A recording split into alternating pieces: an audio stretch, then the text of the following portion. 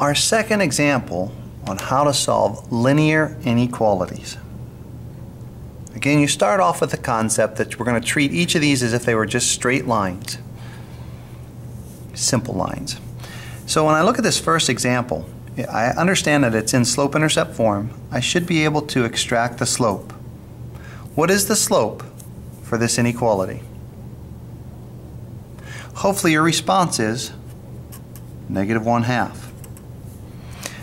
What we love about the slope-intercept form for lines and inequalities is that they pretty much give us a nice point to start with.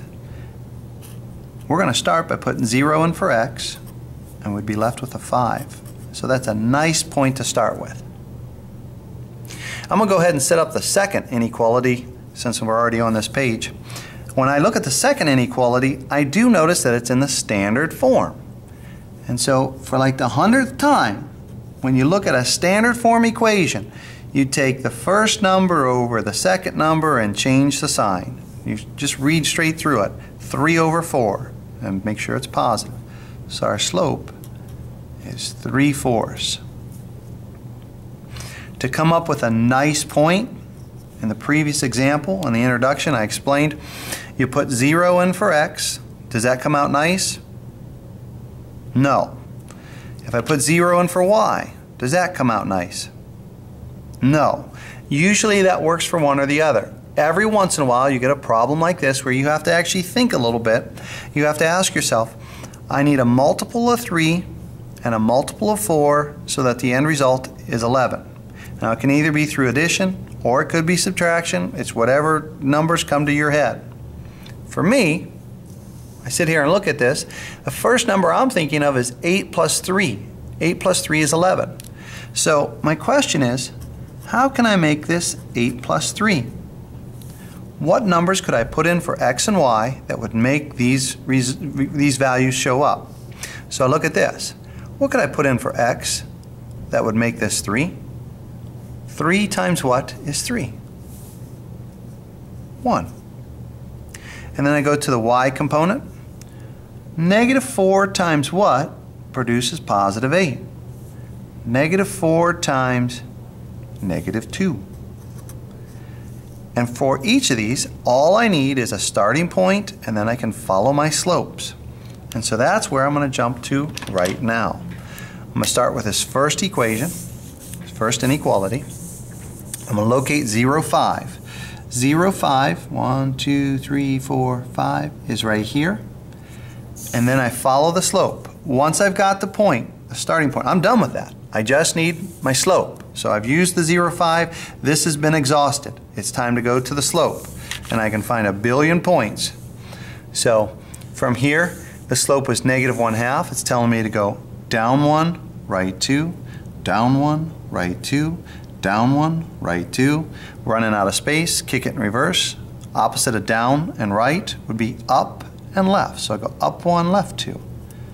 Up 1, left 2. Up 1, left 2. Up 1, left 2.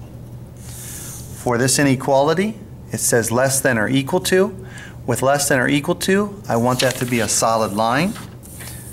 So I'll connect this.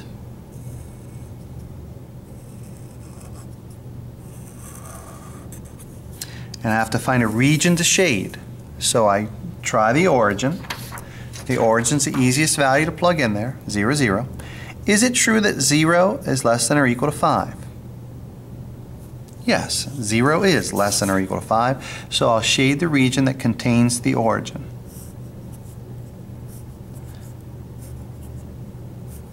I move to our second inequality.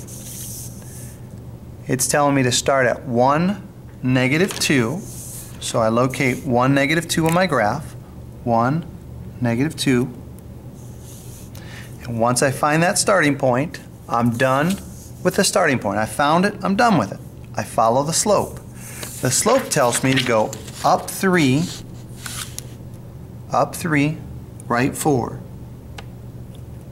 Up 3, right 4. Up 3, right 4. Running out of space there, so I'll go the opposite direction.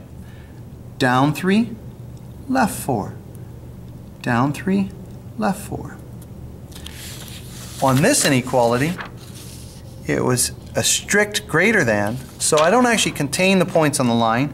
I make this just a bunch of dashes right here.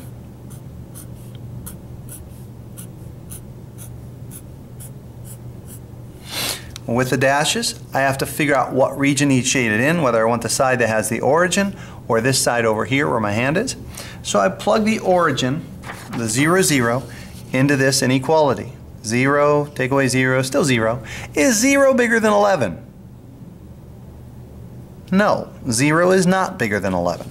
Since 0 is not bigger than 11, I don't want the region that has the origin. I want its opposite side. So I would shade this direction.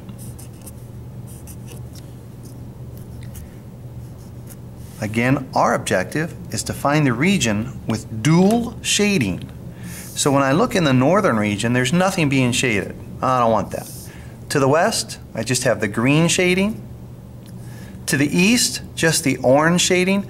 But to the south here, I'd have both the green and the orange. And so my final solution would be this region all in here. I want to shade all of that.